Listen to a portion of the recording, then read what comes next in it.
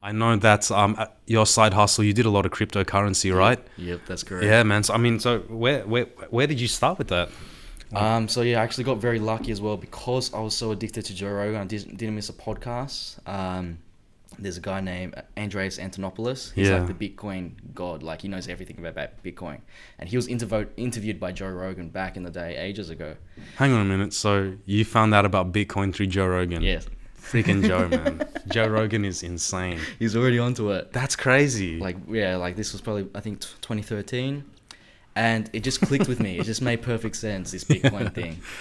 All right, and then this is kind of coming around the stage where like I don't have money to invest. I don't know how to invest. Yeah. I don't know anything about it. And then all that stuff happens with my father and leaving. I'm like, all right, hitting books first with mindset, Yeah. then with finance, investing, and trading. Yeah. That's what I wanted to do, and I wanted to apply it to cryptocurrencies. Why did I want to apply it to cryptocurrencies? Because I could see a really potential, like how big it could get, and it's going to get even bigger in the future. That's what I personally think.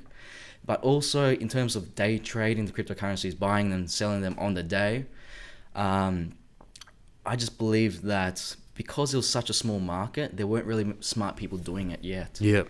Right, at that time. So when I was doing it, it was so easy. Like everything you read in textbook worked, and you wouldn't get a 20% gain. You might get a 60% gain overnight in some cases, which is literally insane.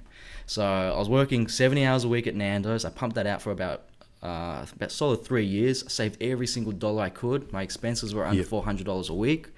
I was making like 1.4 thousand.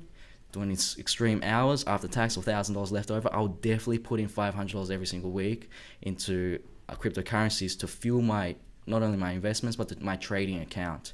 So I'm actually borrowing money on top of money that I already put in. Dylan, where did you get the confidence though to do that?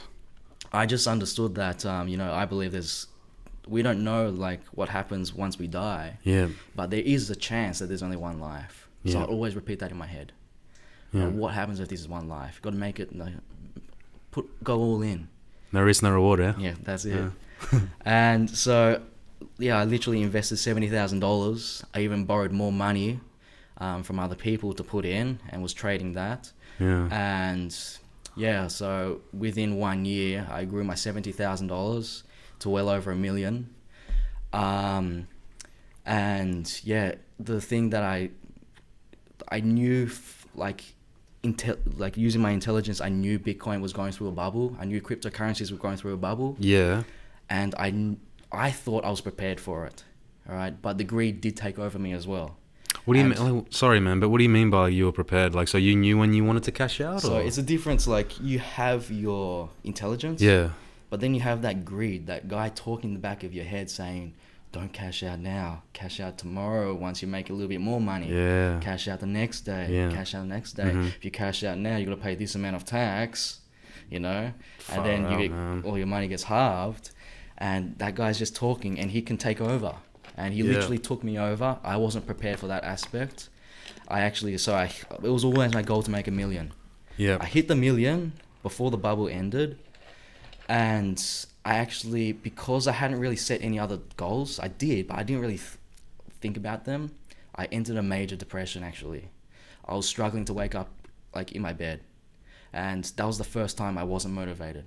That's because you lost so much money. No, when I made the $1 million. Oh, when you made Because the I million. hit my goal that I was focusing on for so many years. Yeah. So when I hit the $1 million, I entered a major depression. I didn't know what was going on. I couldn't think at all. And I don't know why. I don't know how that happened. It feels like someone literally like spiked me and gave me some weird drug where my brain didn't function anymore. Like it wasn't like I was unhappy. Yeah. It was like I can't even think. Then did you cash out at that point? No. I didn't cash out. You didn't. Okay. So I kept it in, but Yeah. I didn't have that motivation to log in onto my computer. All right. So you got to be really smart for this stuff. And yeah, then I start losing the money. Yeah. The more money I lose, I don't know why. I still haven't deconstructed this, but the happier I became. All right, the happier I became again and again and again. And maybe it's self-sabotage. I don't know what it is, but I never cashed out until the other day where it hit the bottom. And I just came to the decision like, all right, I don't want to do any more cryptocurrency stuff. I still believe in it long term. Yeah. I think it's going to be a big investment. But I just know that the money and the power, I'm not ready for it currently. So people, they would say to like Justin Bieber and people like that, that, well, look at him, he turned crazy once he became famous. Yeah. And he made so much money, has so many options in his life, and that is so much weight on your shoulders. Of course, People man. don't understand. Yeah. I think he's literally a legend, like how he handled the situation. Yeah. And people give him shit for it. I'm like, man, he's a freak. You try and do what he did. He is a freak, man. It's literally impossible, you know? Yeah. And like, I think I was too young for it. I wasn't prepared enough for it. So I've cashed out. I still believe in it long term. Yeah. Next 10 years, it's going to be huge. Yeah. I think it definitely can, you know, literally, like, countries can rely on Bitcoin. I think it's that big. It could potentially get that big. Yeah. But yeah, I've just learnt a lot from losing all of that money. I understand that money doesn't make you happy. I've seen so much, like, how you can literally be, like, I look at myself as a good person. Yeah. But all of that money, all of that greed, it took over me. And I wasn't ready for it. So the universe, it took that money back. That's what I believe. That's a fair deal. When I deserve the money again, it will come back to me. Do you think there's a higher power in play, man? I'm not sure. I don't know, but I just feel like there's definitely karma. You know, whatever you put in, that's gonna definitely happen. You know, if you be shit to everybody, what are you gonna get in return? Shit. That's 100% true, man. That's 100% true. The world is very fair. It's a very fair place. It's more fair than you think, at least. Yeah. Right. But I mean, you enjoyed the journey, though, right? Bitcoin. Yeah, definitely. I've learned a lot. Any regrets, ups man? And downs. Obviously, I wish I cashed out at the top.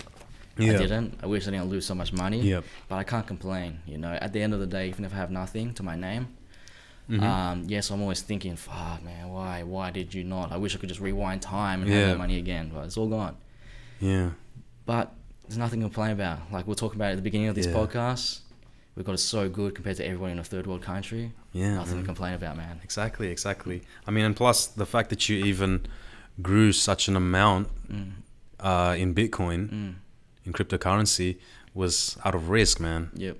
And the fact that, I mean, you call it greed, but I call it risk. It's the same. It's the same. You're in a bitch, right? Yeah. You just, but like you said, it is karma, man. Yeah. But you know, it is fun because it's the people who take risks that usually get the most reward.